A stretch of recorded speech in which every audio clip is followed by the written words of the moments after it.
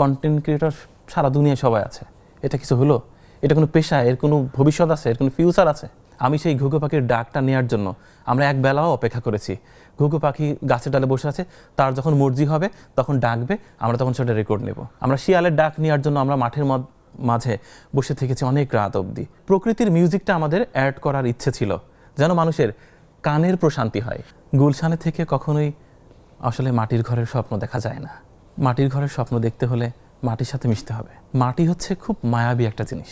বাবার স্বপ্ন ছিল চাকরি করতে হবে, চাকরি করতে হবে, কিন্তু চাকরি আমাকে টানেনি। পৃথিবীর এই রূপ সৌন্দর্য বর্ণনা করবে কে? তার জন্য তো দু একটা পাগল থাকা দরকার।